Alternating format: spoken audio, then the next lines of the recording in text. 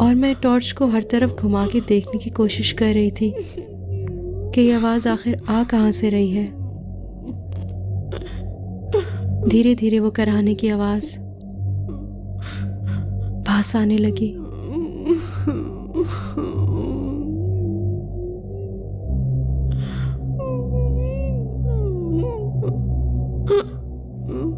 और फिर जब टॉर्च की रोशनी मेन डोर पे पड़ी तो मेरे मुंह से चीख निकल गई। मेरे सिर्फ 2 फीट की दूरी पर वो परछाई खड़ी थी।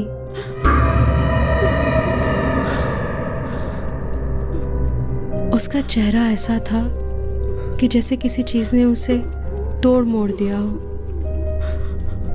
आंखों की जगह काले अंधेरे से भरे 2 छेद थे और उसका पतला सा मुरझाया हुआ चेहरा, और उसके जिस्म में से बदबू आ रही थी। जैसे ही टॉर्च की रोशनी उस पर पड़ी तो उसका जिस्म कांपने लगा, जैसे कि वो मेरे पास आ रही हो, आहिस्ता आहिस्ता अंधेरे में।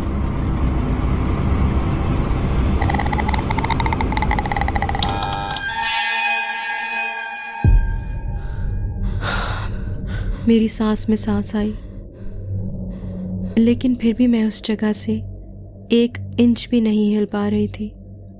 मुझे समझ नहीं आ रहा था कि ये हुआ क्या। मुझे अपने आप को संभालने में कुछ वक्त लगा। फिर मैं चुपचाप जाके कंप्यूटर के सामने बैठ गई। ये ख्वाब था या हकीकत? थोड़ी ही देर में सुबह हो गई और मैं बिना किसी को कुछ बताए घर चली गई। मैंने अपने बॉस को कॉल किया और कहा कि मैं आज रात को जॉब पे नहीं आ पाऊंगी, मेरी तबीयत कुछ ठीक नहीं है। मैं तो चाहती थी कि ये नौकरी छोड़ दूं, लेकिन बहुत मेहनत और मुशक्क़त के बाद ये नौकरी मिली थी और घर वापस जाके मुझे ताने नहीं सुनने थे। उसके बाद मैं जब भी सोने की कोशिश करती तो वो चेहरा मेरी आंखों के सामने आ जाता और ये ख्याल भी आता कि अगर सही वक्त पे उसके ऊपर टॉर्च की रोशनी ना पड़ी होती तो न जाने क्या होता, या वो टॉर्च काम नहीं करता तो क्या होता।